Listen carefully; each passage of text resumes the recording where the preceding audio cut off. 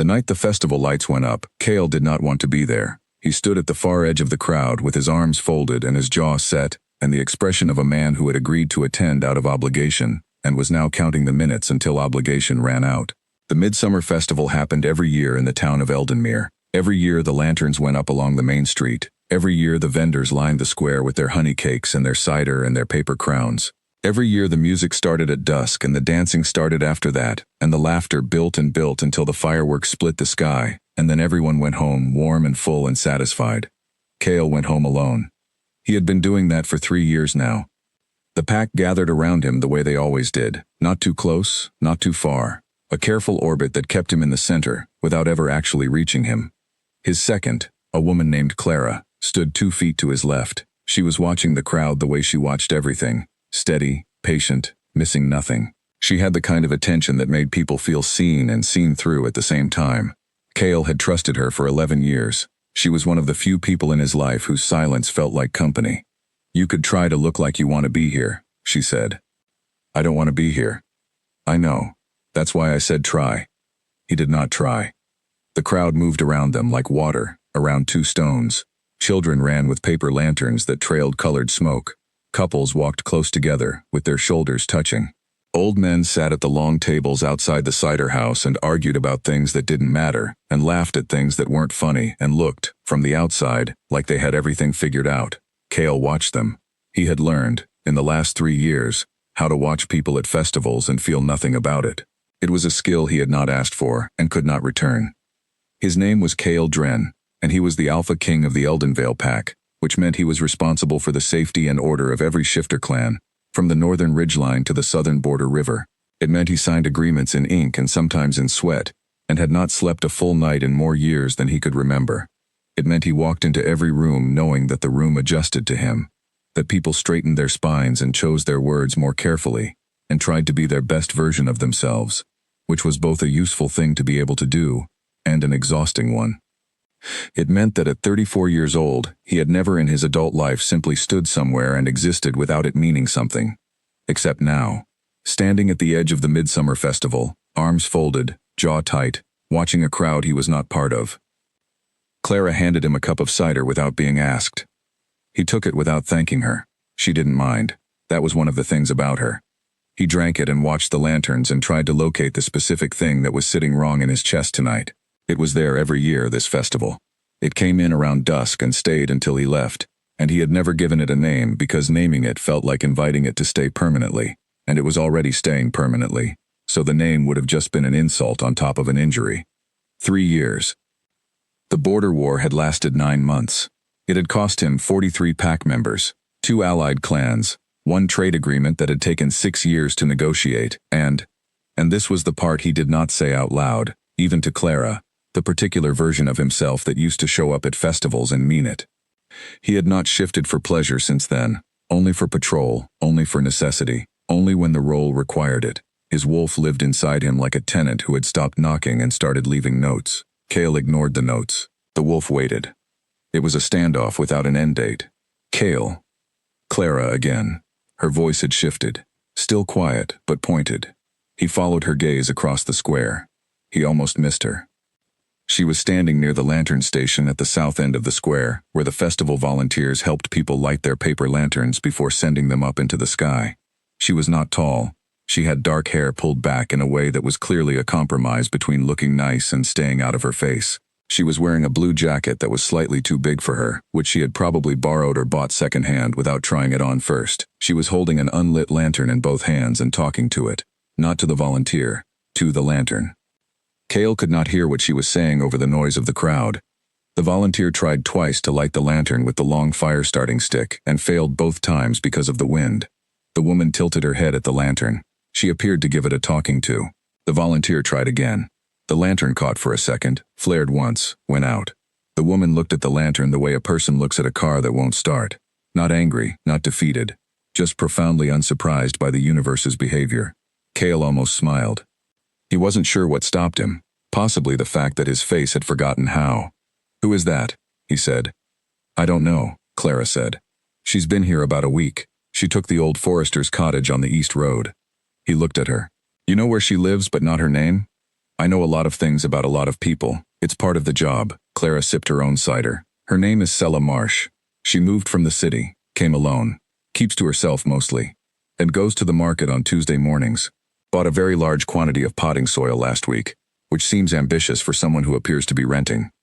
You have her on routine watch? I have everyone in Eldenmere on routine watch. That's also part of the job. A pause. She's interesting. Cale looked back at the lantern station. The volunteer had given up and was helping someone else. Sela was still standing there, turning the unlit lantern over in her hands, examining it from different angles as if the problem might reveal itself if she just looked at the right part. She tilted it sideways, upside down, right side up. She produced a box of matches from her jacket pocket. She had come prepared for a lantern that wouldn't light. The thought landed in him somewhere soft and unexpected. She struck the first match. The wind took it. She struck the second. The wind took that one too. She held up 3 fingers to the sky, apparently addressing the wind directly, apparently letting it know she was onto its patterns and was not impressed.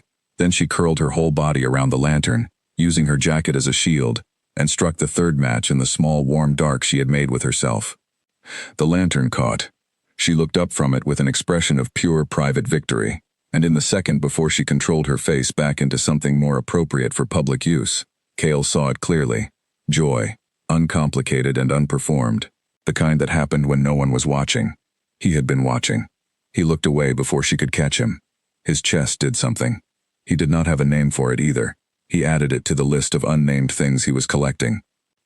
I'm going to walk the perimeter, he told Clara. She looked at him with the expression she used when she thought he was lying to himself but had decided not to say so. Of course, she said. He walked, not toward the perimeter. He moved through the crowd the way he always did, people parting for him without quite knowing why. That instinctive animal recognition of something above them in some register they couldn't name. He wasn't trying to go anywhere in particular. He told himself that. He was checking on the pack members scattered through the crowd, making sure the festival security was in order, ensuring that the 3 clans who had agreed to share the celebration space were doing so without incident. He was not following the trajectory of a woman in a borrowed blue jacket. Except, 20 minutes later, he was at the eastern edge of the festival grounds, where the crowd thinned out and the food vendors gave way to a quieter stretch of grass near the tree line, and Sela Marsh was there, sitting on the ground cross-legged with her unlit lantern. Apparently it had gone out again, and 3 maps spread across her knees. 3 maps. She was moving her finger between them, frowning, as if they were giving her contradictory information, which, from the looks of the routes she was tracing, they were. Cale stopped. He was 10 feet away. She hadn't seen him. She was deeply engaged in what appeared to be a conference with 3 documents that could not agree on basic geography. The ridge is that way, he said. She looked up fast. Not frightened, startled, the way people are startled when they've been concentrating hard and the world reappears around them. Then she looked at him the way people look at strangers who have addressed them, with that initial calculation of whether the stranger is a threat or a nuisance. She apparently decided neither.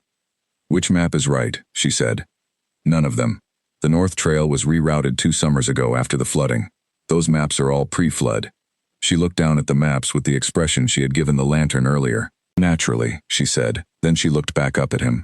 I'm Sela. Cale. Do you know a lot of trails, Cale? Or was that a lucky guess? I know this territory well. Are you going to the ridge for the fireworks? I was walking the perimeter. She looked around at the quiet grass and the distant tree line. Is this the perimeter? He had no good answer to that. She gathered her 3 useless maps without making him feel bad about it. Well, she said, getting to her feet, still holding the unlit lantern in one hand. If you happen to be walking in that direction, I wouldn't say no to a guide. He should have said something appropriate. Something brief and polite and conclusive. Something that ended the conversation and sent them both in separate directions, because he was the alpha king of the Eldenvale pack, and she was a woman from the city who bought too much potting soil, and argued with lanterns and had maps that didn't work. And there was no version of this that made sense. It's about 15 minutes through the east path, he said instead. She fell into step beside him. They walked in silence for the first few minutes. The noise of the festival fell behind them. The tree line opened into a path that was wide enough for 2 people to walk, without having to think about the distance between them, which he was thinking about anyway. She tried the lantern again once they were sheltered from the wind. This time it caught. She held it up, watching the paper glow orange from the inside. The light moved across her face in something close to warmth. There, she said quietly. Not to him, to the lantern. They kept walking. You live in Eldenmere? She asked after a while. Yes. Born here? Yes. What's it like to grow up somewhere you stay in? The question was simple. It landed in him like something dropped from a height. He turned it over for a moment, looking for the uncomplicated answer, not finding it. It's an anchor, he said finally. Sometimes that's a good thing. She nodded slowly. Sometimes. He wanted to ask her where she was from and why she had left, and what had happened that made her come here of all places. To a small border town with bad maps and a forester's cottage, and too much potting soil for someone who was possibly only passing through. He did not ask. It was not the kind of question you could ask at a festival of someone you had met 11 minutes ago. Instead, he pointed out the junction where the path split, the left trail going up to the false ridge that all three of her maps had agreed on, and the right trail going to the real one, where the view was actually worth having. She went right without hesitation. The ridge opened up ahead of them, and below and beyond it, the whole of Eldenmere glittered like someone had spilled a jar of fireflies across the valley. The festival lights were a warm cluster at the center. The packed territories spread out in every direction, the dark shapes of forest and field and the thin silver line of the river at the edge of visibility. Selah stopped walking. She stood at the edge of the ridge and looked at it the way she had looked at the lantern when it finally caught. That same expression, present and private, and completely genuine. Oh, she said. Just that. One word. But it held a lot. Cale stood beside her and looked at the valley he had looked at 1,000 times, and for the first time in 3 years, it looked like something. He did not say so. They stood there until the first fireworks went up, and they both turned their faces to the sky, and for a while there was only the light and the sound of it, and two people standing close together on a ridge with a lantern between them that was still, finally, burning. Selah Marsh had been good at leaving. She had left the city on a Tuesday, packed what fit in the back of her car and left before the sun came up, because mornings before sunrise had always felt like a door no one else was awake to see you walk through. She had driven for 6 hours without the radio on, just the road and the early light coming through the windshield, and the particular silence of a decision already made. She did not cry until the 3rd hour, and then only for 20 minutes, and then she was done. She had been good at leaving for a long time. She had left before, when things stopped making sense. She had left her first apartment, her second job, the life she had built in a neighborhood that turned out to belong to someone else's story. She moved through changes the way some people move through weather, braced for it, nose down, grateful when it passed. The forester's cottage in Eldenmere had been a rental she found on a listing that was 2 months out of date. She had called the number at the bottom anyway, and a woman named Mrs. Holt had answered and said yes, it was still available, and yes, it was a little drafty in the east corner, and yes, there was a very assertive robin that lived in the oak by the kitchen window and would not be reasoned with. Selah had said she would take it. She had been here 6 months. She had not unpacked the 3rd box. It sat in the corner of the bedroom under a scarf she did not wear anymore, and sometimes she looked at it while she was making her bed and thought about opening it, and then she thought about something else instead. It was not a big box, but the things inside it were specific, which made them heavier than their weight. The morning after the festival, she woke up later than usual and lay on her back staring at the ceiling for a while before she remembered what had happened the night before. The trail, the ridge, the fireworks. Cale. She turned onto her side and looked at the window. The early light was doing that thing it did in Eldenmere, where it came in at a low angle and made everything in the room look like it had been painted instead of built. The robin in the oak outside was already going. She lay there and ran through the previous evening with the detached attention she gave to things she wasn't sure what to make of. The man at the festival had been helpful. He had given her directions. They had walked to the ridge together. They had watched the fireworks. He had handed her the ends of things gracefully. Knew when to talk, knew when not to. Did not fill silences with noise the way a lot of people did. She had found herself, twice, on the edge of saying something honest, which was not a thing she did with strangers. She had not said the honest things. She had kept them behind her teeth where they belonged. And then the fireworks had ended, and the crowd had started moving down from the ridge in both directions, and he had said, "The east path will take you back to the Forester's Road." And she had said, "Thank you," and he had said something quiet that she hadn't fully caught, and they had gone separate ways in the dark.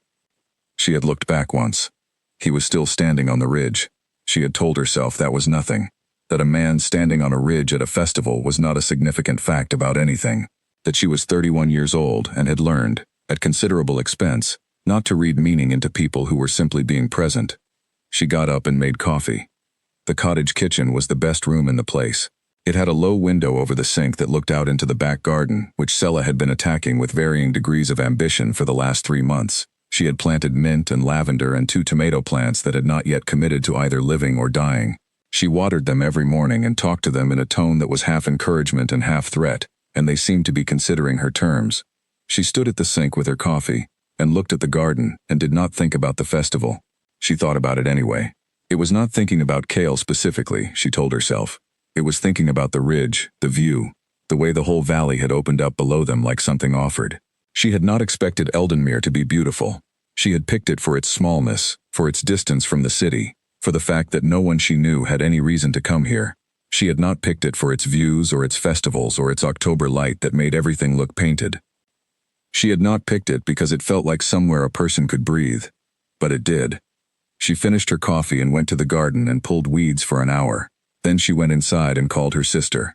Her sister's name was Nan. She was 4 years older and had always been the more grounded of the two of them, was married, had 2 children, owned a house with a good foundation. She loved Sela the way people love someone who worries them, which was completely, and with a lot of questions she was careful about how she asked. "How was the festival?" Nan said. Sela looked out the window. "Nice. Did you talk to anyone?" "A few people." "What are their names?" "Nan." "I'm just asking." "You're interrogating. Those are the same thing. What are their names?" Sela was quiet for a moment. The robin had moved from the oak to the fence and was looking at the garden with the expression of someone checking on an investment. "One of them was named Kale," she said. "He showed me where the viewing ridge was. Was he kind?" It was such a specific question. Not was he interesting, or was he good-looking, or do you think you'll see him again? Just, was he kind? Nan always asked the right thing. "Yes," Sela said. "He was kind." "Good," Nan said. "That's good." They talked for another 40 minutes about other things. The children, Nan's work, a home project that had taken twice as long as planned. Sela asked about all of it, and listened and made the right sounds and felt, the way she always did after calls with Nan, a complicated mixture of warmth and a particular loneliness that she didn't quite have the right words for. When she hung up, she put the phone on the counter and stood in the kitchen for a while. She thought about the ring on her sister's hand. She thought about the way Nan's husband had answered in the background partway through the call, just briefly, just saying her name, Nan, with the easy familiarity of someone who had been saying it for years and intended to keep going. She thought about the weight of that kind of knowing. She went to the hall closet, took out the box, put it on the kitchen table, looked at it, put it back. She went to the market instead. It was Tuesday, her usual day, and the market in Eldenmere was a small grid of stalls in the center square that operated out of its regular schedule and sold vegetables and bread and a rotating selection of other people's unwanted things. She bought tomatoes, because it seemed right to support the idea of tomatoes. She bought a loaf of bread from a man named Owen who had been selling bread at the same stall for 30 years, and had the hands to prove it. She bought a second-hand book about birds that she did not need, but that cost 2 coins, and had a careful pencil note on the inside cover that said, "For when you need to slow down," in handwriting that looked like someone's grandmother. She stood at the bookstall for longer than she meant to, turning the bird book over in her hands, thinking about the person who had written that note, whether they had bought the book for themselves or for someone else, whether it had worked. "That one's good," said a voice beside her. She turned. It was not Kale. It was an older woman with the confident posture of someone who had spent years not asking permission to take up space. She had white hair and small bright eyes, and was holding a basket of vegetables like a scepter. "The birds of the eastern ridge are particularly interesting," the woman continued, nodding at the book. "We get the gray finches in late October. Very noisy, very certain of themselves." "I'll keep an eye out," Sela said. The woman looked at her with the pointed attention of someone who noticed things. "You're in Holt's cottage." "Yes. I'm Edith. I'm 3 roads over. If your east corner is drafty, there is foam tape in the hardware store, second shelf from the bottom, and it works better than anything else." She paused. "Is the robin still being difficult?" "Extremely." "Good," Edith said, which was not what Sela expected. "It means the garden is worth watching." She nodded once, precisely, and moved on to the vegetable stall without waiting for a response. Sela looked at the bird book. She bought it. She walked home through the back streets, which took longer but were quieter, and she went past the east path that joined the Forester's Road, and looked at the opening between the trees where she and Kale had walked last night. The path looked different in daylight, smaller, Ordinary. Just a gap in the tree line. She kept walking. That evening she sat on the front porch as the light went long and tried again with the lantern she had bought at the festival, and not managed to successfully light for more than 30 seconds at a stretch. She had a new theory about the wick. The theory turned out to be correct. The lantern caught and held. She set it on the porch railing and sat with her bird book and read about gray finches until the light was too low to read without squinting. Then she just sat with the lantern and listened to the evening. She was not waiting for anything. She was just sitting, which was something she had not been good at in the previous version of her life, and was learning now. Here, in this small town with its drafty cottage and its noisy robin, and its festivals where strangers showed her the right path to the right view. Somewhere out in the dark at the edge of the forest, something moved through the trees. She looked up. The tree line was still, just shadow and the last of the light. She looked back at her book, but she left the lantern burning when she went inside. The fireworks changed nothing, and changed everything. Cale was back at the pack house before midnight. He went through the east entrance the way he always did when he wanted to arrive without announcement, through the garden side where the old stone path curved around the back of the building, and the night-blooming flowers his mother had planted 15 years ago still came up every summer without anyone tending them. Stubborn things, beautiful and stubborn. He sat at his desk and looked at the reports that had accumulated while he was at the festival.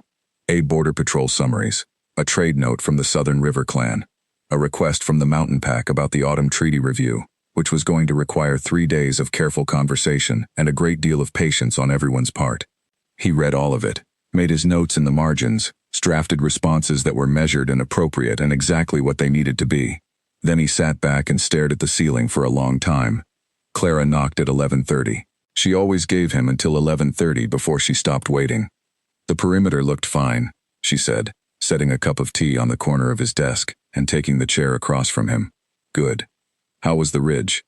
He looked at her. She looked back. Her face was entirely neutral. It was the face she wore when she already knew the answer and was giving him the courtesy of being the one to say it first. Fine, he said. She picked up his tea and handed it to him, because he was not going to reach for it on his own. She's not part of any pack. I ran the check this morning. I know. She's from the city. Actually from the city.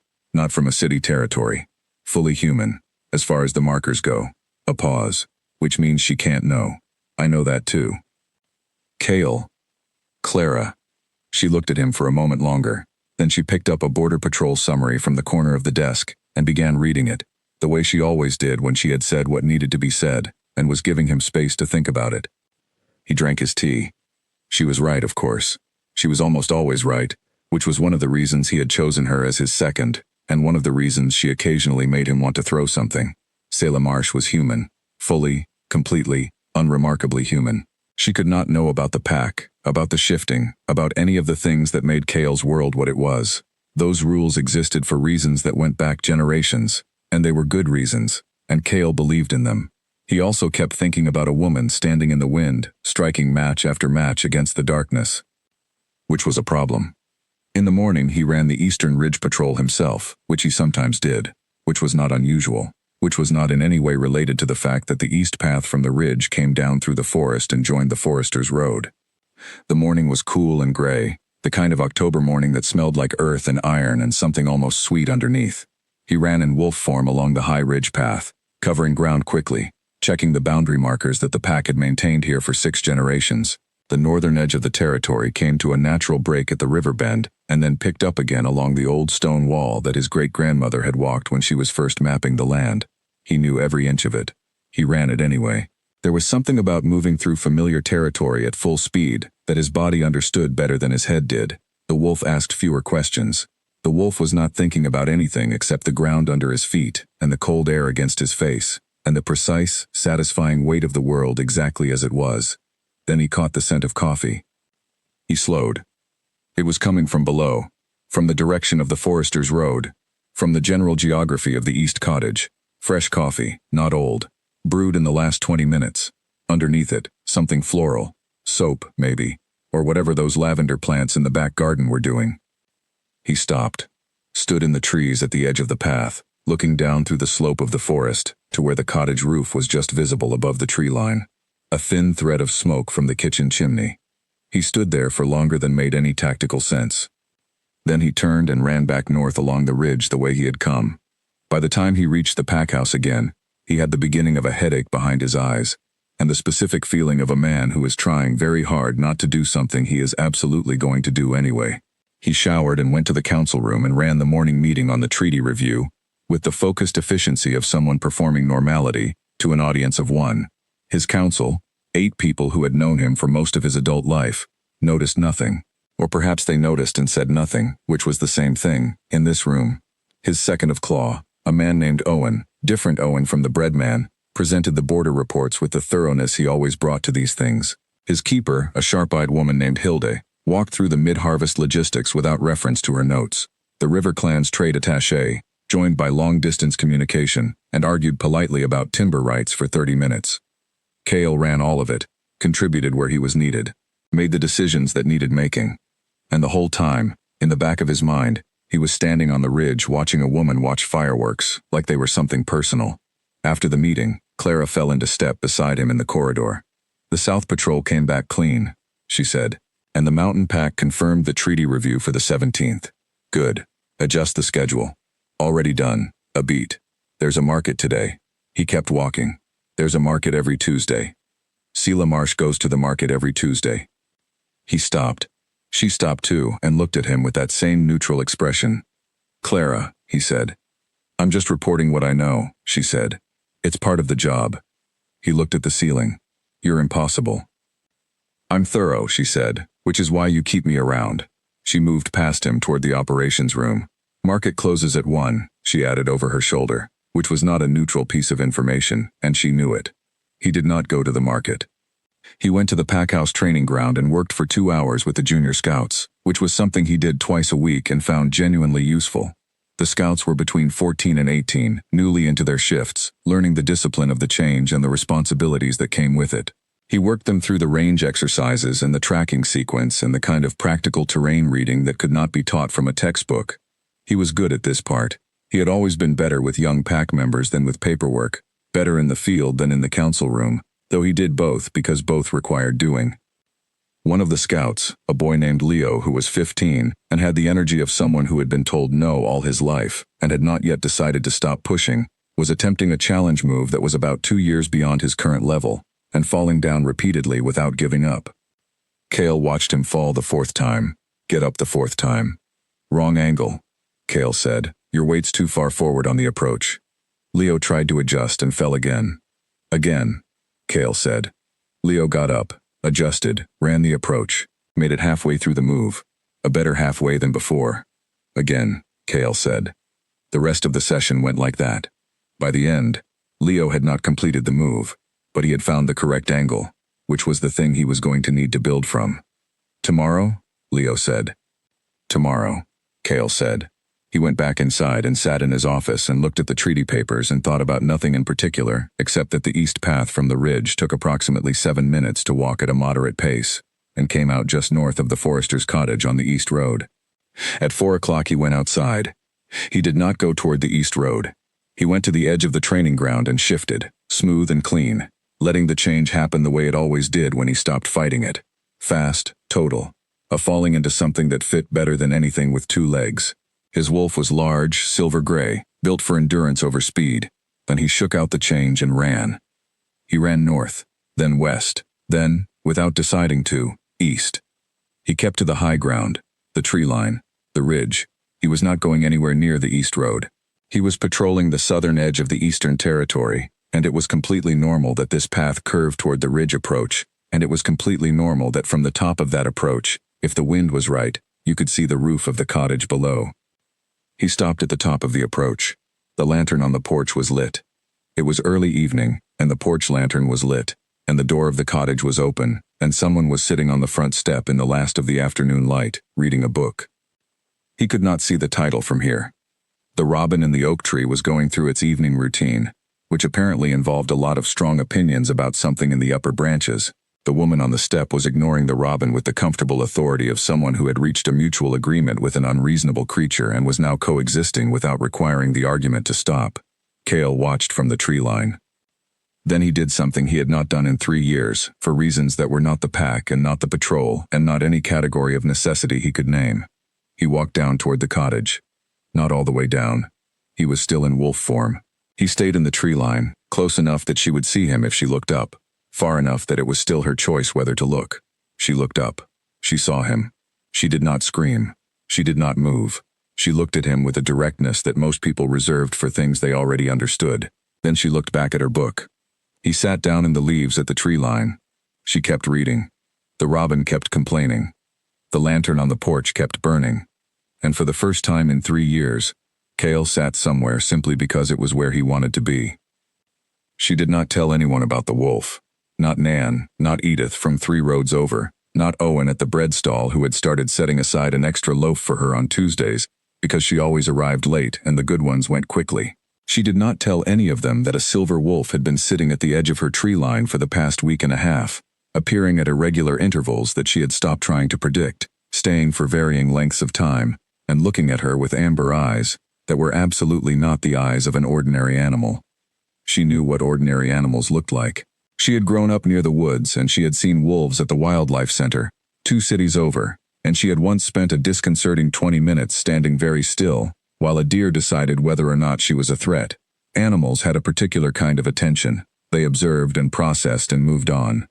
This wolf observed and stayed.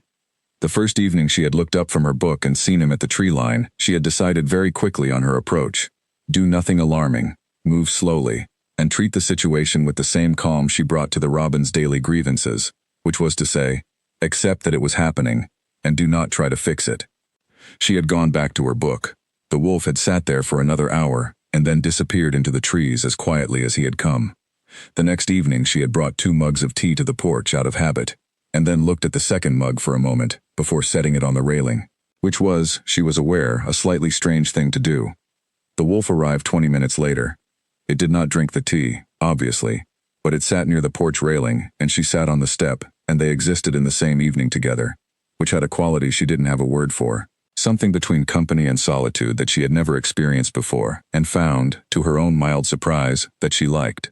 By the end of the first week she had stopped thinking about it as strange. She had started thinking about it as hers. On the 8th day she was out in the back garden on her knees pulling the last of the summer weeds out from around the tomato plants, which had finally committed to living, which felt like a small victory in a life that had had several significant losses recently, and she was talking to them the way she usually did, a kind of low narration of what she was doing and why, and what she expected of them going forward. She heard the wolf come through the side of the garden. She did not look up. "Give me 5 more minutes," she said. She heard him settle on the ground somewhere behind her. She gave him more than 5 minutes because the weeds were being obstinate and the tomatoes needed all the help they could get. The wolf waited. She could hear his breathing, steady and slow, while she worked. It was an easy sound, a sound like something that wasn't going anywhere. When she was done, she sat back on her heels and looked at her garden and felt the particular satisfaction of a thing made better by your own effort. Then she turned around. The wolf was sitting about 6 feet away, watching her with those amber eyes. "I think the tomatoes are going to be fine," she told him. He blinked once, slowly. "I know that's not impressive, but when I moved in, they were not thriving, so this is progress." She pulled off her gardening gloves and looked at her hands. "Edith says the gray finches come in October and are very opinionated about the garden, so we'll see what they think." The wolf shifted his weight and sat more comfortably, like a dog that had decided it was staying for dinner. She laughed. Not a big laugh. Just a small sound of genuine amusement that surprised her a little. She had laughed at herself more in the last 6 months than she had in years before that, which was not a thing she had planned or worked toward. It had just happened, in the way some things happen when you stop filling all the available space with noise. She went inside and washed her hands and made dinner, and when she came back to the porch to eat it, the wolf was gone, and she sat alone and ate her soup and listened to the October evening and felt, in a way she had not expected to feel here, not alone. The following Tuesday at the market she ran into Cale. She saw him from across the square, near the end of the vegetable row, and noticed him the way you notice someone who has a particular quality to the way they occupy space, not loud, not commanding exactly, but present in a way that had weight. He was talking to a man with a cart of apples, and the conversation looked easy, the kind of easy that comes from long familiarity. She almost went a different direction. Then he turned and saw her, and the conversation ended naturally, and he crossed the square toward her in a straight line that did not hesitate. Sella. Cale. They stood in the mild October sun in the market square, with the noise of the Tuesday crowd around them, and looked at each other for a moment. "How are the maps?" he said. She had not expected him to remember the maps. "I bought a new one. It's worse than all three of the others combined." "Of course it is. The ridge is still there, though. I found it again on my own." Something moved in his expression. Not quite a smile. It didn't get all the way to a smile, but it moved in that direction. Good. They ended up walking the market together, the way you do when you run into someone, and neither of you has a reason to be in a hurry, and the company is easier than the alternative. He bought apples. She bought the bread that Owen always saved for her, and a small pot of the dark honey that the beekeeper woman at the far end brought in twice a month when her hives were cooperating. She talked more than she usually did with strangers. She noticed that. She also noticed that he was the kind of person who asked one question and then actually listened to the whole answer before saying anything, which was a rarer quality than it should have been. She did not ask him anything personal. She stuck to the safe things. The market, the town, the gray finches that Edith had promised her. She described Edith. He listened, and something in his face suggested he knew exactly who Edith was, and found the description accurate. "Everyone knows everyone here," she said. "It's a small town. Does that bother you?" "No, simple and certain." "Does it bother you?" She thought about it honestly. "Not the way I thought it would. In the city, nobody knowing you felt like freedom. Here, nobody knowing you feels different." She stopped. "More like being new, which is different." "It is," he said. They stopped at the edge of the market where the square gave way to the main street, and the natural end of a shared walk arrived. "There's a trail off the east road," he said. "Not on any of your maps. It goes to a part of the river that's worth seeing before the winter comes." She looked at him. "I'm not suggesting anything," he said, quickly, carefully. "I'm just noting that it exists, and that the window for seeing it is limited."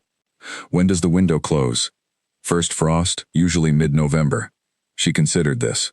"Are you offering to show me or just noting the existence?" A pause. "Showing." "All right," she said. They made no plan. No specific day or time. She was not sure if that was intentional on his part or just the natural rhythm of how he did things. But on Thursday morning she was on the East Road doing her usual walk, and he appeared at the junction of the trail he had described, as if the plan had existed without needing to be stated.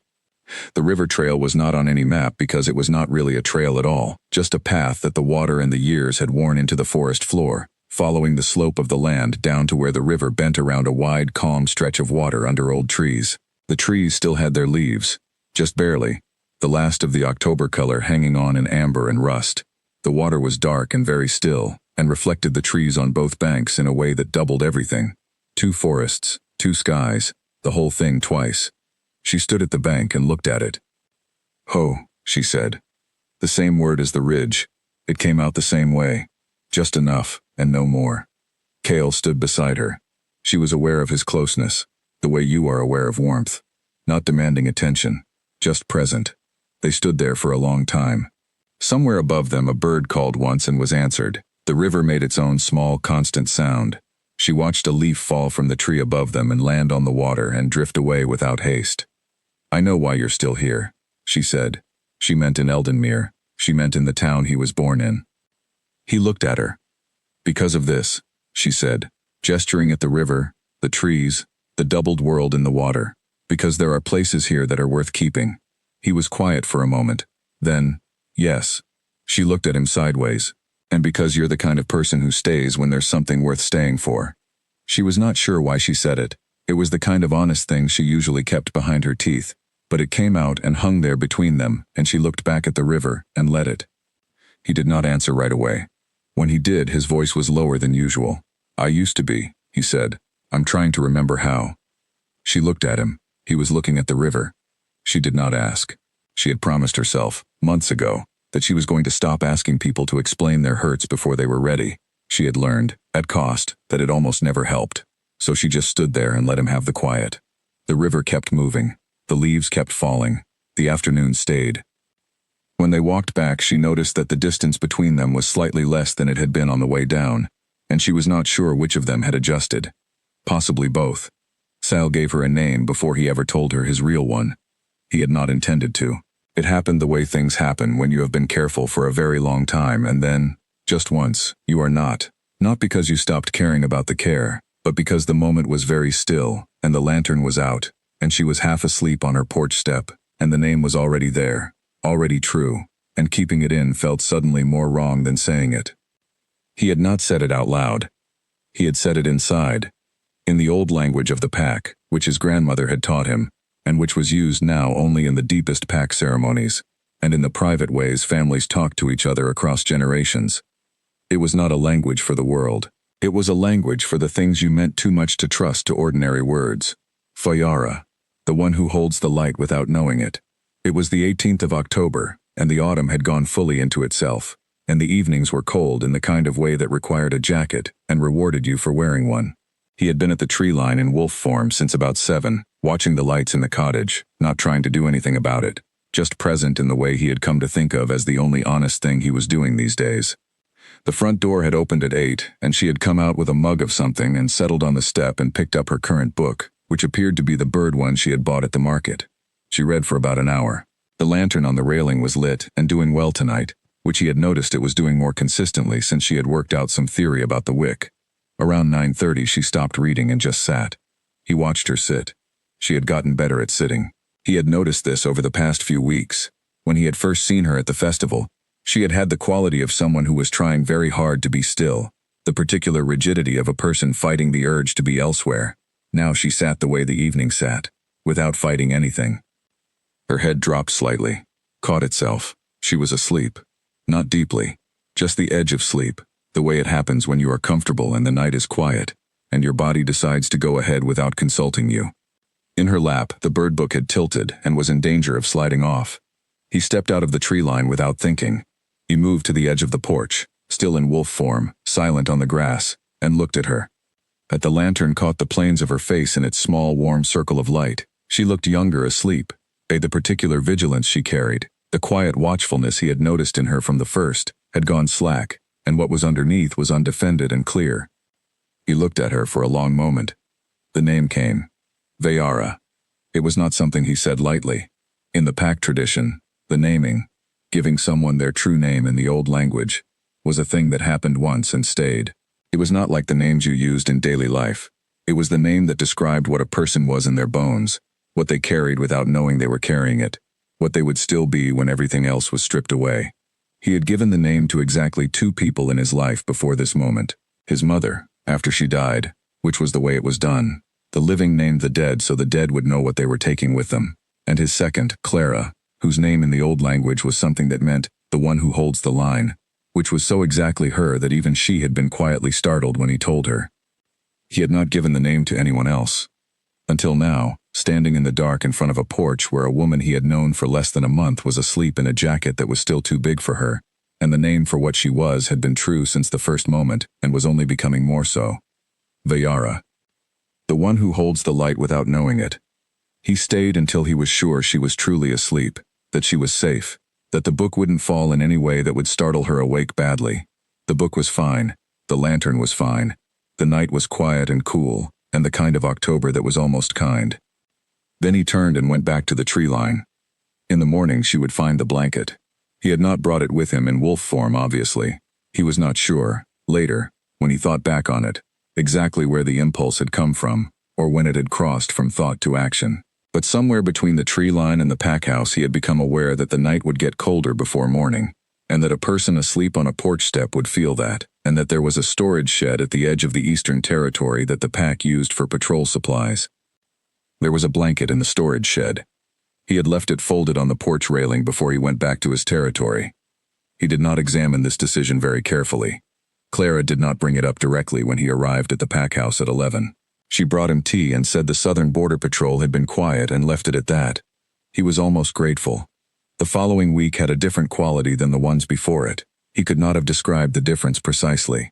It was not that anything had changed. They were still walking the river trail when the week allowed it, and he was still appearing at the tree line in the evenings, and she was still talking to her tomato plants and reading bird books on her porch.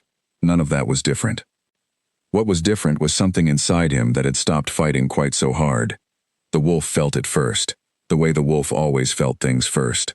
There was a quality to being in the territory now that was similar to, though not quite the same as, the quality of before the border war. Before he had not used that word in a long time without the weight of what came after it. But lately before was starting to mean something more recent, a before that was only a few weeks old. He was running the ridge path on a Wednesday morning, when Leo, the 15-year-old scout, caught up to him. Leo was fast for his age, faster than he should have been given how recently he had come into his shift, and he ran with the reckless confidence of someone who had not yet learned that speed and judgment needed to develop at the same speed. "Working on the challenge move," Leo called, falling into pace beside him. "I got it yesterday." Cale didn't slow down. "Show me." They ran to the flat training stretch on the north ridge, and Leo ran the challenge move 3 times. The first was close, the second was it, the third was clean. Cale stopped and stood and said nothing for a moment. Leo waited, chest heaving, trying to look like he wasn't hoping as hard as he clearly was. "You found your angle," Cale said. Leo's face did something complicated and controlled in the way 15-year-olds control things when they are very pleased and don't want to look like it. Took a while. All the right things take a while. They ran back down together. At the junction where the path split toward the pack house and toward the Eastern Territory, Cale slowed. "Go eat," he told Leo. "You'll be no good this afternoon without breakfast." "Where are you going?" "East Patrol." Leo looked in that direction with the instinct of someone who had not yet learned to be subtle. "Is the East Patrol interesting lately?" Cale gave him a look. Leo went toward the pack house without further comment. Cale went east. He had been honest with himself about this for the past week, in the specific way that honest had become available to him again. Not the brutal accounting of the border war years, where honesty had meant simply cataloging what was lost, but the honest that was a choosing. He was choosing to walk toward the east path. He was choosing to be at the tree line. He was choosing to go to the river trail on Thursday afternoons. He was not choosing what was growing from all of this, but he was choosing to be present for it. And in his grandmother's language, in the place where he kept the things that were true before he could say them, he had already named what it was. The cottage came into view below the ridge line. Smoke from the kitchen chimney. The garden out back with its tomato plants standing properly upright in their stakes. The robin on the fence, apparently still actively discontented with something. On the porch railing, the lantern. Unlit, in the daylight, but ready. He stood in the tree line and looked at it, and let himself feel the thing he had been not feeling for 3 years. And it was not the grief he expected. It was not the closing of something, but the opening. The lantern was ready. That was enough for today. The third box had been in the closet for 7 months. Sella took it out on a Tuesday, which was not unusual. She had taken it out at least 6 times since arriving in Eldenmere, setting it on the kitchen table, and looking at it, and then putting it back. This Tuesday was different because she left it on the table while she made her coffee, and stood there looking at it while the coffee cooled, and the robin registered its morning complaints from the oak outside, and the gray light of a November morning came in through the low kitchen window, and made everything look honest. She opened the box. On top was a folded sweater in a shade of green she had picked out herself at a shop in the city 2 years ago. Under the sweater was a framed photograph she did not look at directly yet.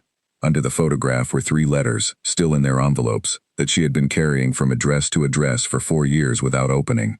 Under the letters were 2 books with gift inscriptions on the inside covers. Under the books was a small wooden box that held a ring she did not wear anymore, which sat in it precisely, fitted to the space, undisturbed. She left the ring where it was. She picked up the photograph. It was taken at a party, 2 years before the end, and she was laughing in it at something off camera. And beside her was a man she had once loved the way you love the first version of something, completely and without the benefit of knowing how it turns out. His name was Cal. He was not a bad person. That was the complicated part. He was not a bad person, and they had not been bad together, and it had still stopped being what it needed to be. And they had both tried for a year to fix something that was not broken, in a way that fixing could touch, and then she had packed a box in a car and left. She looked at the photograph for a long time. She was not looking at him. She was looking at her own face, the laughing version of herself from 2 years ago, caught mid-motion, unaware of being seen. She had not looked like that in a long time, or at least she had thought so. But lately she had caught herself, in the kitchen window reflection or in the way Nan's voice sounded when they talked, having some quality she had thought was gone. She put the photograph back, not at the bottom this time, on the side, where it was in the box but not under everything. The letters she put back too. She was not ready for those, which was fine. Being ready for things had its own timeline.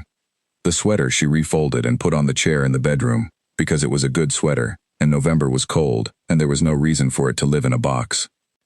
The wooden box, she moved to the shelf in the bedroom, away from the closet, which was a small but real change. She called Nan from the kitchen with her second coffee. I opened the third box, she said.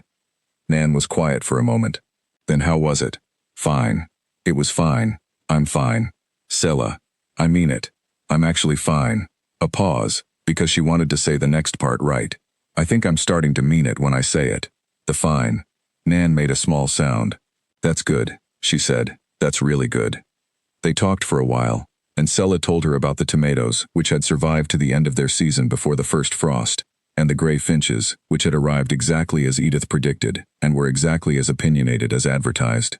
She told her about Edith herself, and about Owen at the bread stall, and about the river trail that she had now walked 5 times and considered her own personal discovery regardless of the fact that other people clearly knew about it.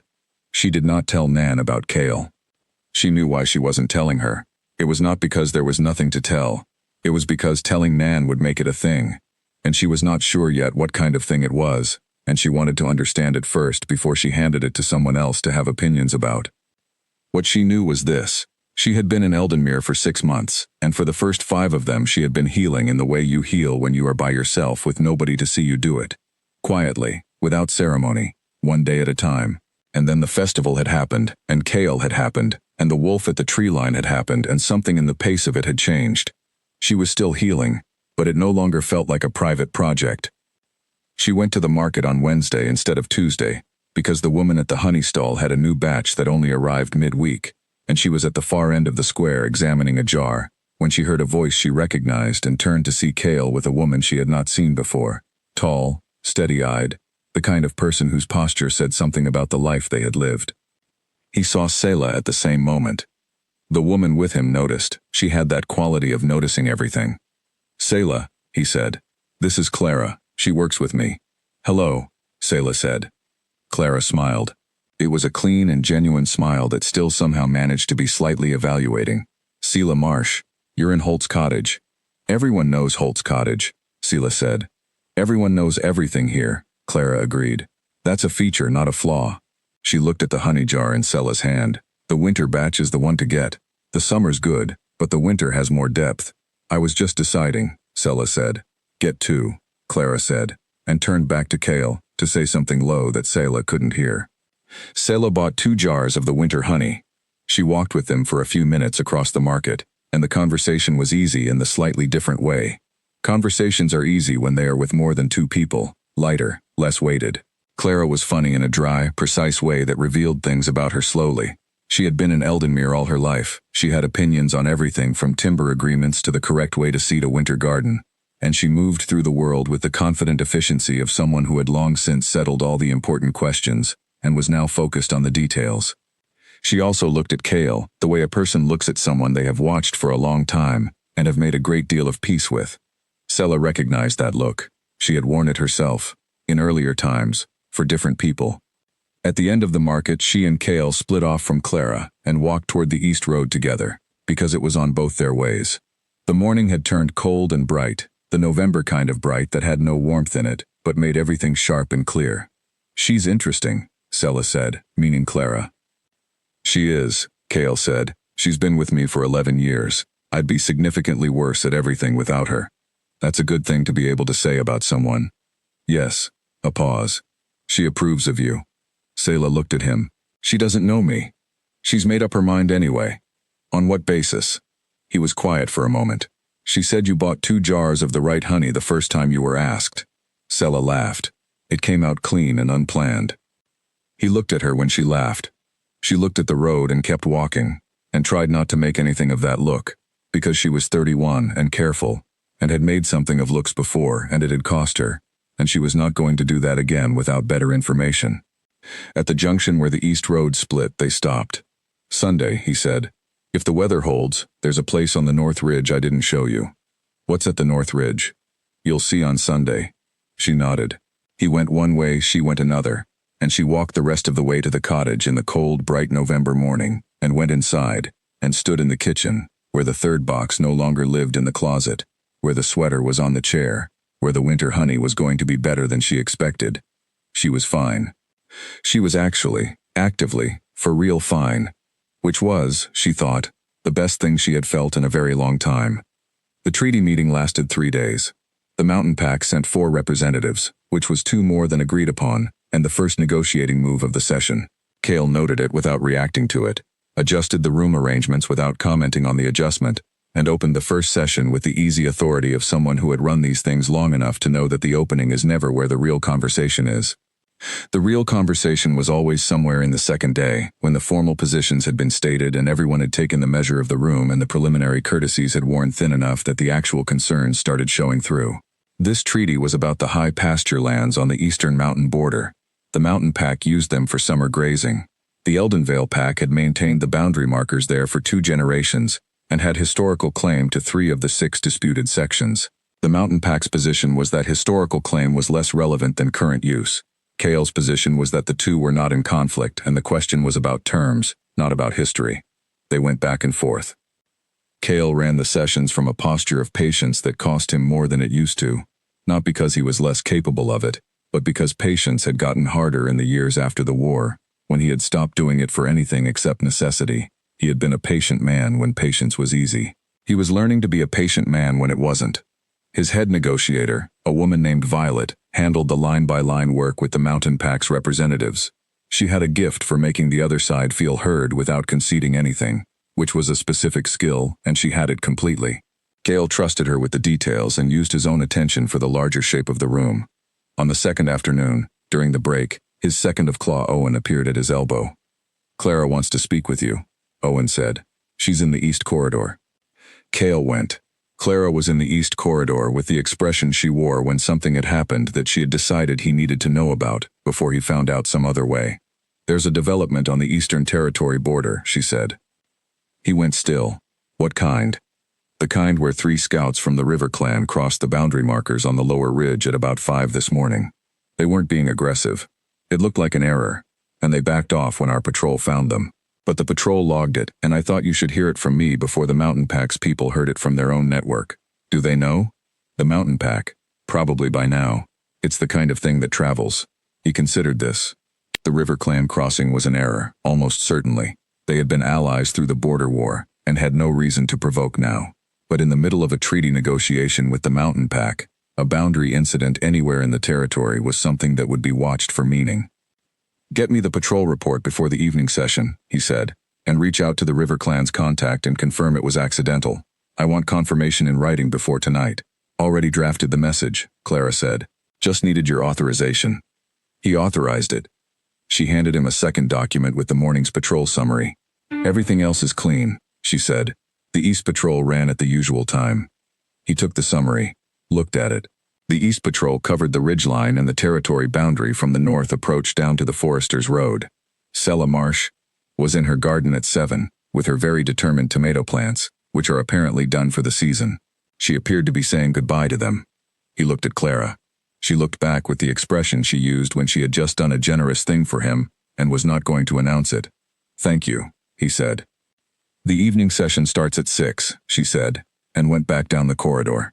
He stood in the East Corridor and read the patrol summary and tried to think only about the treaty meeting, which he was almost successful at. The evening session went well.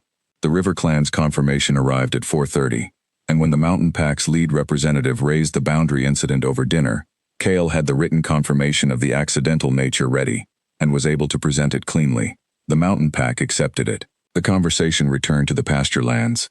On the third morning, Cale arrived at the session knowing they were going to reach agreement by afternoon. It was the kind of knowing that came from years of these conversations. You could feel when the room was ready to close. Violet had laid the groundwork through the night. The terms were good on both sides, not perfectly equal, but that was what good terms meant. Both sides had moved, neither side was compromised.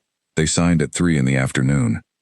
Cale walked the Mountain Pack's representatives to their vehicles and said the right things and watched them go, and then stood in the packhouse courtyard in the cold November air and breathed.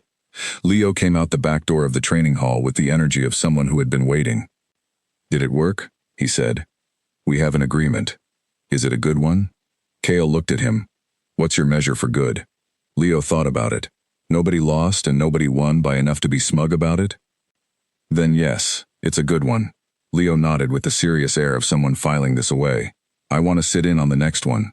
You're not ready for treaty sessions. How do I get ready?" "By being better at the challenge move than I am." Leo made a face. That's not a fair bar. No, Cale agreed. But it's the right one. He walked past him toward the pack house doors. Thursday morning, Ridge Path. The challenge move. The challenge move. He went inside. Clara was at his desk when he got to the office, which was normal. She had the follow-up documentation for the treaty laid out in the correct order, which was also normal. She had 2 cups of tea, which was normal. What was not normal was the expression she was wearing when he came in. She had the look of someone who had reached a conclusion they had been working toward for a while and had decided the time was now. The treaty is done, she said. Yes. The border incident is resolved. Yes. The mountain pack is gone. Yes, Clara. She looked at him steadily. It's Sunday tomorrow. He sat down, picked up his tea. I know. You mentioned Sunday to her. He looked at her. She told Edith, Clara said calmly. Edith told me. That's how information works in Eldenmere. A pause. Cale, I've been watching you run this pack for 11 years. I've watched you run it after the war. I've watched you run it on 2 hours of sleep and through 3 other treaty negotiations, and on every day in between when you were doing it, while also being hollowed out. She set down her own cup. You haven't looked like yourself in 3 years. You've looked like the job in your own body. He didn't answer. This week you've looked like yourself again. She said it simply. No drama, just the fact of it, offered directly. Whatever is happening on the East Road is doing something that 3 years of me shoving tea at you has not accomplished. She's human, he said. She can't know. I know that. It complicates everything. I know that too. Clara. I'm not telling you what to do, she said. I'm telling you what I see. She stood. It's Sunday tomorrow, and you have a North Ridge in your territory. And apparently she doesn't know about it yet. She picked up her documents. The patrol summary will be on your desk by 8. The border markers are clear. She left him with the tea. He sat in the office for a long time after, looking at the wall and thinking about all the ways that this could go sideways and the specific uncomfortable truth that none of the ways had enough weight to stop him. He had given her a name in the old language. He had given it before he knew what he was doing, and it was true, and it would stay true, and there was no reasonable version of that fact. Vayara. He looked at the window. The East Road was 6 minutes from the pack house on a fast walk. He did not go tonight. Tonight he had treaty paperwork. But Sunday was tomorrow. The night the wolf found her crying was the night she stopped pretending the wolf was just a wolf. It was a Wednesday in the 2nd week of November, and she had not cried in 2 months, which she had considered progress. And apparently the universe had considered a debt that was overdue. It started in the afternoon with a small thing. She was moving the wooden box from the bedroom shelf to find a book she had put behind it, and it slipped, and it opened when it fell, and the ring was on the floor catching the gray afternoon light in a way that was specific and pointed, and entirely too much. She picked the ring up, put it back in the box, put the box back on the shelf, made tea, drank the tea looking at the wall, made a second cup, didn't drink it, called Nan, who was in a meeting and couldn't talk. Left a message that said everything was fine because leaving a different message would have required explaining things she didn't have the energy to explain. Sat on the porch in the cold because the cold was at least clean and honest. The evening was coming in early, the way it did in November, the dark getting ahead of itself.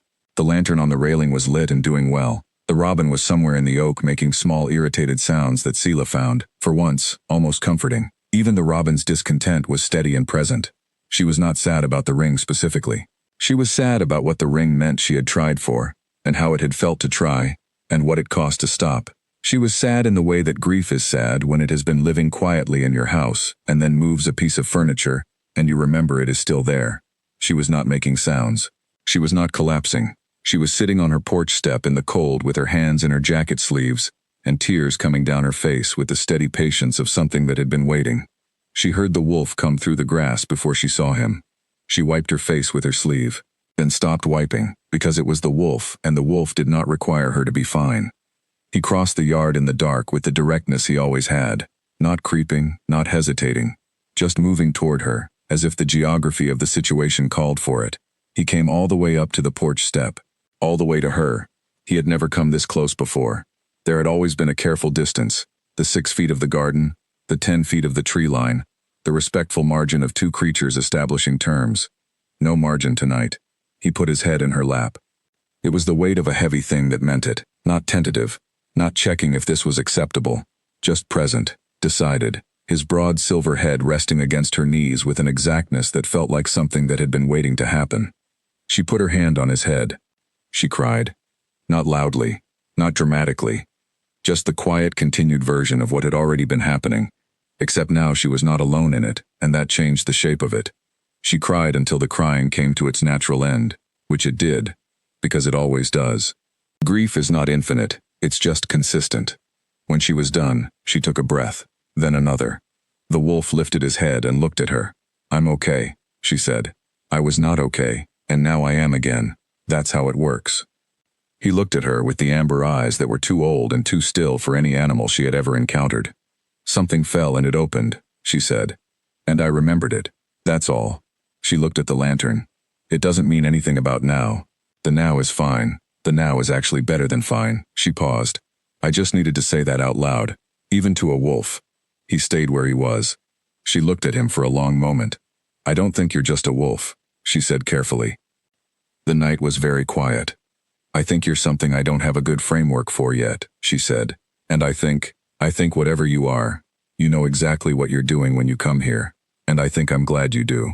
She reached out and put her hand on the side of his face, which she had not done before. And he was warm in the way the blanket had been warm on the night she found it on the railing, something that had come from him before she could name what it was. He leaned into her hand. Just slightly. Just enough.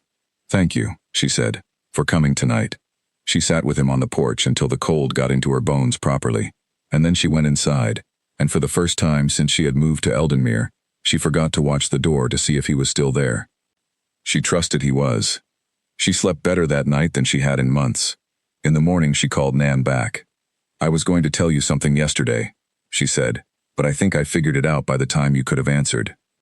Are you all right? Yes, I cried about the ring. I had a conversation. She paused. With a wolf. Nan was quiet for a long moment. A what? A wolf that comes to my garden. We have an arrangement. Another silence. Selah. I know how it sounds. It sounds like you need either a doctor or a better explanation. I'll explain better when I understand it better, Selah said. But I'm fine, Nan. I mean that. I'm properly fine. Nan sighed the way she sighed when she had decided to accept something without fully believing it. You have always been strange, she said. I mean that with complete love. I know, Selah said. After the call, she sat at the kitchen table with her coffee and the bird book and looked at the chapter on large mammals that had been included at the back, which was not about birds but which the previous owner had evidently found interesting enough to underline extensively. There were 3 passages underlined about wolf behavior, specifically about the capacity of wolves for sustained attention toward individuals they considered part of their social territory. She read all 3 passages. Then she looked out the window at the tree line. Sunday, she said to the empty kitchen. Cale had mentioned Sunday, and the North Ridge, and a thing she hadn't seen yet. She had thought about it with the specific kind of anticipation that she was getting better at allowing herself. She used to be cautious with anticipation, kept it small, didn't let it run ahead of what was confirmed, but she was learning that there was a version of anticipation that was not dangerous, that it was possible to look forward to something without that being a contract. She looked forward to Sunday. The week passed the way weeks pass when they contain something worth getting to. She took her regular market walks. She had tea with Edith on Thursday, which had become a semi-regular occasion that neither of them had formally proposed but both appeared to assume would continue. Edith talked about the gray finches and the winter garden, and an argument she was having with someone on the town council about the placement of the new market stalls that Edith was clearly correct about and intended to win. You're settling in, Edith said, pouring a second cup with the efficiency of someone who kept good tea and expected you to take enough of it. I think I am, Selah said. Edith looked at her with the bright, precise eyes that did not miss things. Good, she said. This is a good town for the right kind of person. What kind is that? The kind that stays when they find it. Selah held her cup and thought about that. She had been a person who left. She had been that person deliberately, in some cases, and by default in others. She had moved often enough that staying felt like a choice you made in a hurry and reconsidered later, like a shoe that fits the first try but not the second. Eldenmere fit differently. It had fit from the first Tuesday morning at the market when Owen set aside the bread, and the robin started its ongoing argument, and the light came in the kitchen window at a low angle that made everything look honest. It had not fit immediately, and then become wrong. It had fit gradually, and then more, and then more. She thought about the lantern on the porch, burning steadily now. She thought about the wolf at the tree line. She thought about a man standing at a ridge, looking at the same valley he had looked at 1,000 times as if he was seeing it differently. She drank her tea and sat with the particular warm certainty of someone who has stopped running, and found that the stopping was not scary. It was, in fact, the opposite of that. Sunday was 2 days away. He came for her on Sunday morning with the specific kind of directness that was simply who he was. She was not expecting him at the door. She was expecting to meet him at the trail junction the way they usually did, arriving from their separate directions at the same point. But at 9 in the morning there was a knock at the front door of the cottage, and when she opened it, there was Cale, in a dark jacket, with the November cold bringing a faint color to his face, standing on her porch as if he had been doing it for years. She looked at him. "I was just making tea," she said. "I'll take one," he said, which was not what she expected him to say. She stepped back, and he came in. She had not had anyone in the cottage since moving to Eldenmere. She had not wanted anyone in it. It had been her space specifically, her private particular version of starting over, and she had kept it that way without making the decision out loud. But Cale came in the way the wolf came into the yard, not tentatively, and she did not want to stop him. She watched him look at the cottage without commenting on it, the way people who notice things notice them without turning noticing into performance. He looked at the bird book on the kitchen table. He looked at the herbs on the windowsill. He looked at the porch visible through the back window, the railing where the lantern sat. She handed him the tea. "You've made it yours," he said. "I've tried." "It is," he said, simple, certain. They drank the tea in the kitchen and talked about nothing much, about Edith and the gray finches that had indeed arrived in their opinionated numbers, about the market's transition into winter stock and the honey woman's winter batch that Clara had been right about. It was an easy conversation. It had the texture of a long habit. Then they went out to the North Ridge. The walk up was through a part of the forest she had not been to. The trees were different here, older, the kind of old that meant their roots went down to something that predated the town. The path was real, not the faint suggestion of a path that the river trail was, but narrow enough that they walked single file in some stretches, and in the stretches that were wide she was aware of him beside her, the easy way he moved through the forest as if the forest knew him. She thought about the wolf moving through the yard. She thought about amber eyes. She thought about a man standing at a ridge looking at a valley. She kept these thoughts on the surface where she could see them, and did not push them down or away. She had stopped pushing things down in the last few weeks. It was easier not to. The North Ridge came into view above them, and they climbed the last stretch in the early November cold, and she was slightly breathless from the climb, and from the anticipation of whatever he had brought her here to see. They came out at the top. Below and around them, the whole of the Eldenvale territory spread out, in the way that the South Ridge had spread out, but more so, wider, older looking, the valley deeper, and the forest denser, and the river a broader silver line at the far edge of visibility. But what was different from the South Ridge was the old stone that ran along the top of the hill itself, ancient boundary markers, pale gray stones set in the earth at intervals along the ridgeline in a pattern that was clearly deliberate, that clearly meant something to someone who had placed them here a very long time ago.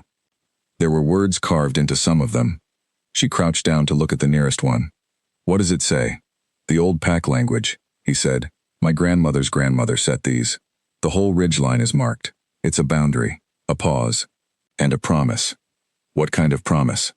He crouched beside her. I looked at the carving. "The word here is Veyron. It means the held light." He paused. "The stones mark where the territory holds, where the pack has committed to protect." She looked at the carving. The letters were deeply cut, worn smooth by weather but still clear, each one precise. "How old?" "About 160 years." She stood and walked slowly along the ridgeline, looking at each stone. Some had long inscriptions, some had only one word. Some were simple and uncarved, just present in the line, doing their part by being there. She walked to the end of the ridge where the line of stones curved, and the view opened all the way to the mountain border. She stood there for a long moment, with the cold wind coming up off the valley. "Why did you bring me here?" she said. She heard him behind her, not close, a few feet away, far enough to give her room. "Because you asked why I stay," he said, "at the river. You asked why I stay when there are places worth keeping." She turned around. He was looking at the ridgeline, at the stones, at the valley below. "This is why I stay," he said. "Not the territory, not the job. This," He looked at her. What was here before me, what I'm supposed to carry forward. She looked at him. I haven't talked about it in 3 years, he said. Not like this. What happened 3 years ago? He was quiet for a moment. The wind moved across the ridge. Down in the valley, very far below, a hawk was riding a thermal, circling without effort. We lost people, he said. I lost people in the border conflict, and I came back from that, and I kept running everything that needed running. And I told myself that was what staying meant, keeping it going. A pause. I was wrong. Keeping it going without being in it is not staying. That's just maintenance. She was very still. Clara told me I looked like the job in my own body, he said. She said it better than I could have. She's right. She usually is. The corner of his mouth moved, not quite a smile. I've been trying to come back to the actual thing, not just the management of it. He looked at the stones. And then I found myself on the East Road at a festival talking a woman out of 3 wrong maps. She looked at him. And then I found myself on a ridge watching fireworks, he said. And at a river. And at a tree line. She heard the words clearly. She heard what was under the words clearly. She had always been good at listening for what people were actually saying when they weren't quite saying it. A tree line, she said carefully. He met her eyes. Yes. The word sat between them in the November air on the north ridge among the ancient stones. She thought about amber eyes, about warmth she had felt in the dark, about a name she had not been told yet, but whose shape she could feel. You walk the same way, she said. It was something she had noticed weeks ago and put away in the back of her mind, where she was collecting things she was not ready to say. The wolf's weight on the ground, the direction of its attention, the particular quality of its stillness. And Cale's weight on the ground, the way he turned toward things, the quality of his presence in a room or a forest or on a ridge. She had not said it because she did not have a framework for what it meant. She did not have one now either, but she said it anyway. He did not look away. I know. I'm not frightened, she said, because it was true, and because she thought he needed to know it was true. I know that too, he said. I have questions. I know. She looked at the stones. Not today, she said. I don't need them all today. He was very still. Today I just wanted to say, the tree line, she said. Thank you for all of it. The wind moved across the ridge. Far below, the hawk had found its height and was moving out across the valley. Cale looked at her on the ridge with the old stones between them, and his expression had the quality of something that had been wound very tight for a very long time, and was, at last, going carefully and deliberately and entirely quiet. There's a word, he said after a while, in the old language, my grandmother's language. The one on the stones. Yes. He looked at the nearest stone. Vayara. It means the one who holds the light without knowing it. She was quiet. I gave it to you, he said, on the first night before I knew what I was doing. She looked at him for a long time. That's a lot of pressure, she said finally. You were already doing it, he said. And they stood on the ridge in the cold, among the stones that were older than both of them, and below them the valley held the light the way it always had and always would, and she looked at the man who had named her before he had spoken to her, and found that the name was the truest thing anyone had ever called her. And she let it be. He stayed for dinner. She had not invited him exactly, and he had not asked exactly, and somehow they were both in the cottage kitchen at 4 in the afternoon, with the November dark coming in early, and Sella making a soup that was the good kind, the kind that took time, and filled the house with the smell of it, and Cale sitting at the kitchen table with his hands around a mug of tea, watching her cook. She had played music on the small radio that lived on the counter, something low and unhurried that fit the mood of the afternoon without asking anything of it. Outside, the wind had picked up. The oak tree was making its opinions known. The robin was presumably somewhere sensible, having more wisdom about November evenings than she did. You can do that, she said, nodding at the onions on the cutting board, without looking at him. He got up and took the knife and did the onions with the easy competence of someone who had cooked for himself for a long time. She had not expected that. She was not sure what she had expected, possibly that a man who was also somehow a wolf, and clearly ran things and had people who ran things for him, would not know where the chopping board lived. She was wrong. He also knew where the salt was without asking, which she found unreasonably satisfying. They made the soup together in the small kitchen, with the radio going and the wind outside and the kind of comfortable shared silence that builds between people when they have been paying attention to each other for long enough. She told him about the third box. Not all of it, the part that was relevant. I had a version of my life before this, she said, watching the pot. It wasn't bad. It just stopped fitting. And leaving it was the right thing. And it was also the hardest thing. She stirred. And I've been carrying the hard part of it around with me since. In an actual box. Which felt appropriate. Did you open it? 3 weeks ago, it was time. A pause. Some things you have to hold until they stop being too heavy to look at. He was quiet for a moment. Yes. She looked at him. 43 people, he said. In the border conflict. I have their names. He looked at the middle distance. I used to run them through every morning, like an accounting. Did you stop? Not deliberately. He looked at his hands. About 3 weeks ago I realized I hadn't done it that morning and went to do it, and it was still there. I still have them. But it was different. It was grief, not debt. She understood that difference. She understood it precisely. They ate the soup at the kitchen table when it was done, with the bread she had from the market and the winter honey that Clara had been right about. She had lit the small lantern on the table, not the porch one, a different one, a short glass thing that had come with the cottage, and that she kept refilled because it was nicer than the overhead light, and the cottage deserved nicer things. The conversation moved around easily. She told him about the bird book and what she had underlined in it. He told her about Leo and the challenge move, with the slightly specific detail of a person describing something they were quietly proud of, without quite saying so. She asked about Clara, and he told her more, about the 11 years, about the way Clara had held things together in the worst of the border war years, about the specific quality of having someone who saw you clearly, and showed up anyway. She said you look different, Sela said, these last few weeks. She tells me everything, he said, without heat, with something that was almost affection. What did you think when she said it? He looked at the lantern flame. That she was right, and that I didn't know what to do about it being right. And now? He met her eyes. And now I'm sitting in your kitchen eating soup. She looked at him across the small table with the lantern between them. There were still questions. There were going to be questions for a long time, probably, because the things she did not yet understand about what he was and what his world was were significant and real, and were going to require real answers. She was not a person who was comfortable with indefinite not knowing. She was going to want to understand. But that was going to be a conversation, and conversations took time, and right now they were at the beginning of the time. Tell me about the old language, she said. The one on the stones. He told her. Not everything. Not in one evening. But the shape of it. Where it came from, why it was still used, what it was for. The way names in that language were not given the way regular names were given. The weight of them, the permanence. She listened. When he was finished, she sat with it for a moment. Vayara, she said, for the first time out loud, trying the shape of it. He went very still. The one who holds the light without knowing it, she said. Yes. She looked at the lantern between them. She thought about the paper lantern at the festival, the 7 matches before one of them caught. She thought about the porch lantern that she kept refilled now, that she had started leaving burning when she went inside. She thought about the lantern in the river cottage that she had learned to trust. I'd like to know, she said, about the rest of it, your world, what it is, how it works. She looked at him. Not because it changes anything, but because I don't want to pretend I don't know it's there.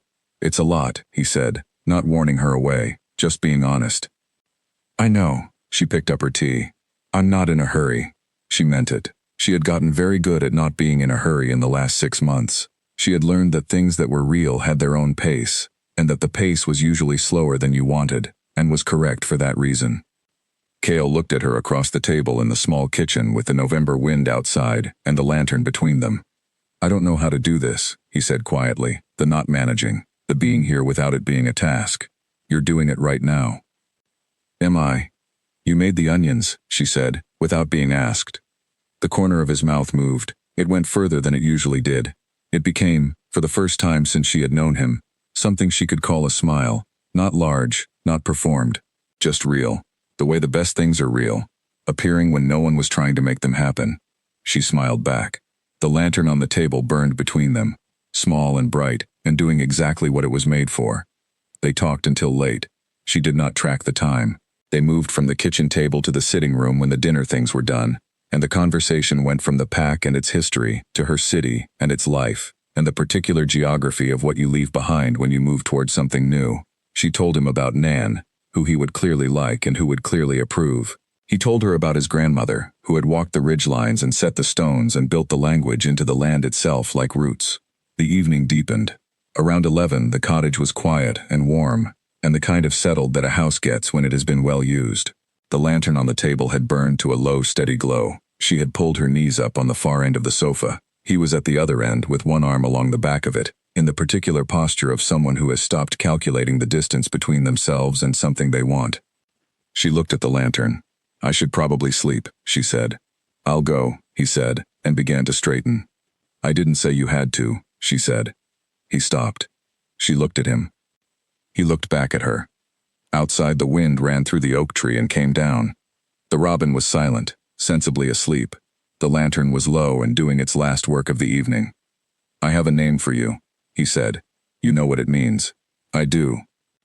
I gave it before I said anything to you, before any of this." "I know. I don't do things like that," he said. "In all the years I've given that name twice, and both times it was simply true, and I said it because it was already too true to keep." She looked at him. She felt the weight of the name and did not put it down. "Then it's mine," she said. He nodded once, the small, precise kind of nod that meant everything settled. The lantern on the table burned down to its last. Neither of them got up to relight it. The cottage held them in the dark that was not quite dark, and outside, the territory spread in every direction from this one warm kitchen in the East Road cottage, from this one low light, from this one beginning. The ridgelines held the boundary stones that an old woman had set 6 generations ago as a promise. "We will hold this. We will protect what matters here." The wolf had not pretended to get lost. He had simply been lost, in the very specific way of someone who still knows the territory perfectly and has somehow lost themselves inside it. And then, on the night of the Midsummer Festival, a woman had lit a paper lantern with a third match in the shelter of her own jacket, and the light had caught, and he had turned toward it the way everything in the world turns toward light when given the chance. And now the lantern on the table was out, and neither of them needed it.